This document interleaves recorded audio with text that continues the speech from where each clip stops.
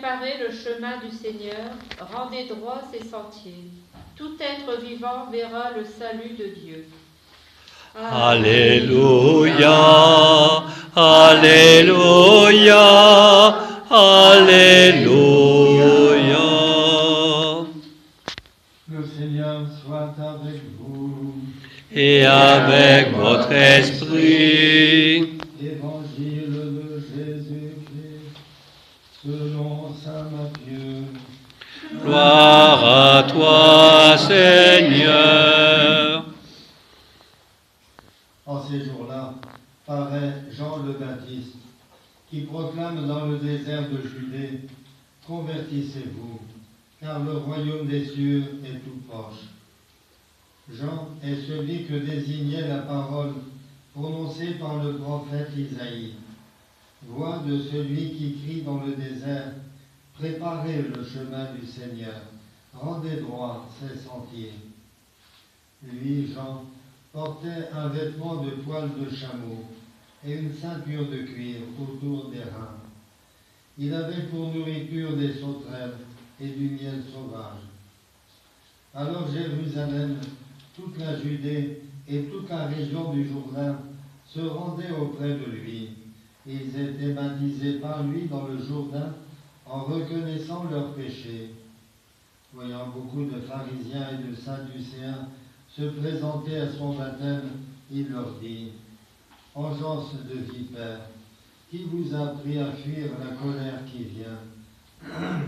Produisez donc un fruit digne de conversion.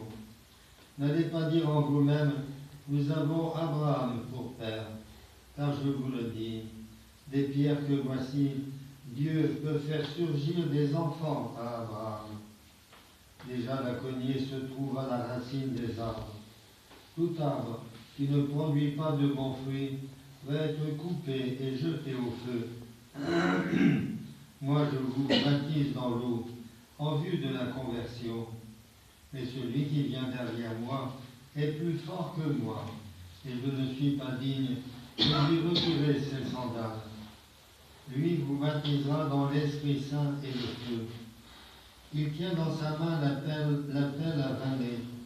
Il va nettoyer son aire à battre le blé, et il amassera son grain dans le grenier. Quant à la paille, il la brûlera au feu qui ne s'éteint pas. Acclamons la parole de Dieu. Louange à toi, Seigneur Jésus.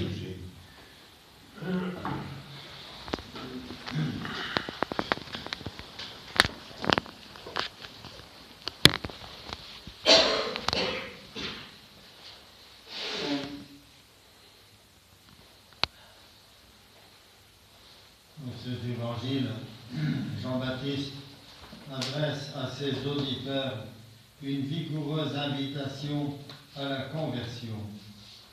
Il le fait en parole et en acte. Ces actes, ce sont sa tenue vestimentaire bien rude. Le poil de chameau n'est pas pour flatter le corps, pas plus que son régime alimentaire ne flatte le palais en interminables festins. Ces paroles s'adressent particulièrement à une catégorie de gens qui veulent bien venir l'écouter dans le désert au bord du Jourdain. Mais pour certains, est-ce bien par désir de se convertir, d'accueillir la grande nouveauté annoncée par Jean-Baptiste? Ou n'est-ce pas plutôt pour juger sa prédication? Car ce sont des gens qui n'admettent que la loi. Par avance, ils condamnent ce qui n'y est pas écrit expressément. Ce sont les hommes de la lettre et pas de l'esprit.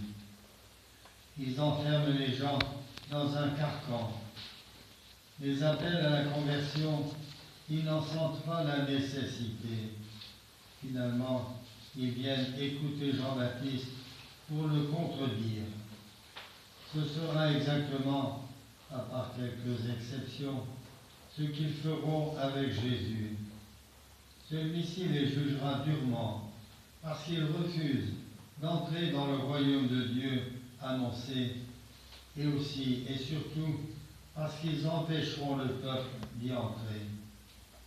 Tout cela aboutira à la décapitation pour l'un, à la crucifixion pour l'autre. Mais rien n'arrêtera la parole de Dieu victorieuse. Cette victoire de la parole de Dieu se manifesta et continue de se manifester par la conversion de ceux et celles qui se tiennent prêts à accueillir le messager de Dieu et son œuvre sur terre. Lui vous baptisera dans l'Esprit Saint et le feu. Quel genre de conversion allons-nous pratiquer en cette deuxième semaine de l'Avent? Comment être réellement baptisé dans l'Esprit Saint et le feu? Ce jour-là, a annoncé le prophète Isaïe dans la première lecture, la racine de Jessé, c'est-à-dire le Christ, sera dressée comme un étendard pour les peuples. Ainsi donc, notre mission, c'est d'être l'étendard du Christ pour ceux qui ont besoin de reconnaître sa place dans leur vie comme un rayon de soleil dans l'obscurité. Isaïe, en prophète et en poète qu'il est, nous dit quel monde le Messie vient créer sur terre. Un monde où il n'y a plus de querelles qui divisent, d'orgueil qui écrase, d'indifférence à l'égard de ceux qui souffrent. C'est parce qu'il a lutté contre tout ce mal héroïquement que Jésus a commencé à transformer notre monde. Il nous demande de continuer son œuvre. Sommes-nous prêts à répondre à son appel? Ainsi, dans ce monde brutal et fermé sur lui-même, soyons les apôtres de l'espérance en un monde meilleur, en un monde parfait qui viendra certainement à l'avenir, puisque déjà il montre quelques traits de son visage nouveau, le visage du Christ et aussi de Marie. Reine des pécheurs, Marie nous encourage à nous convertir. C'est une des grâces du sanctuaire que celle de la conversion. N'étant pas pécheresse elle-même, Marie n'a pas eu besoin de conversion, mais elle n'a cessé de grandir en sainteté. Sa vie et sa prière ne faisaient qu'un.